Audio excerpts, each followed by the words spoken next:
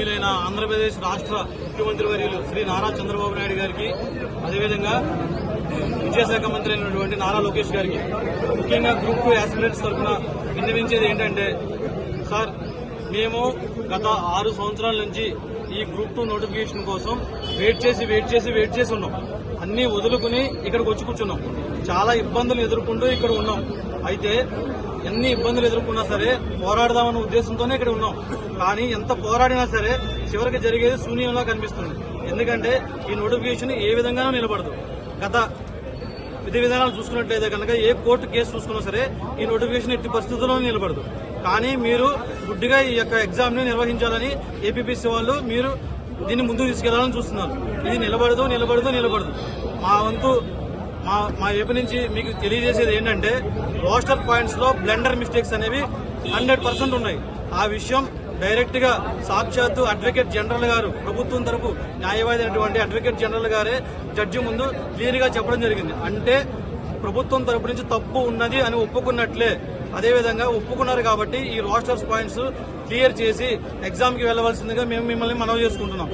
ఈ roster mistakes వలన చాలా మంది జీవితాలు నాశనం అవుతున్నాయి. ఎందుకోసమంటే ఈ రోజున ఆ రోస్టర్ మిస్టేక్స్ ఉండడం వల్ల వాళ్ళు మరలా చాలా మంది వాళ్ళకి రావాల్సినటువంటి పోస్టుల్ని చూసుకున్నారు, లేవు అన్న ఉద్దేశంతో చాలా మంది అప్లై కూడా చేయలేదు. అప్లై చేయకుండా వాళ్ళు ఉండిపోయారు. వాళ్ళకి విఘాతం కలిగినట్టే. వాళ్ళు ఎందుకంటే వాళ్ళ హక్కులు పోయినట్టే. కాబట్టి ఈ నోటిఫికేషన్ ఎట్టి పరిస్థితుల్లోనూ రోస్టర్ పాయింట్స్ క్లియర్ చేసి ఎట్టి పరిస్థితుల్లో కూడా మీరు ఎగ్జామ్ కి వెళ్లవలసిందిగా మిమ్మల్ని కోరుకుంటున్నాం. మేము ఎగ్జామ్ పెట్టొద్దని మేము అంటలేదు. ఎగ్జామ్ కండక్ట్ చేయండి.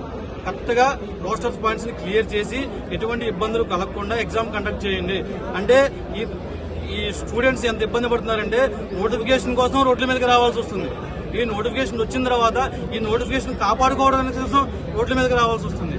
మళ్ళీ జాబులు వచ్చిన తర్వాత ఈ జాబులో ఉంటామా ఉండమా లేదా ఎప్పుడు పోతాయి ఎప్పుడు ఉంటాయో తెలియని పరిస్థితిలో మానసికంగా ఎంత ఆవేదనకు గురవుతున్నారంటే, అసలు కాంపిటేటివ్ ఎగ్జామ్స్ కి ప్రిపేర్ అవ్వాలా వద్దా లేకపోతే ఏంటి అనే పరిస్థితిలో ఇలా తయారైందంటే ఈ వ్యవస్థని నిర్వీర్యం చేయవలసినటువంటి మొత్తం అంతా కూడా క్లియర్ చేయవలసిన బాధ్యత గవర్నమెంట్ మీద ఉన్నది.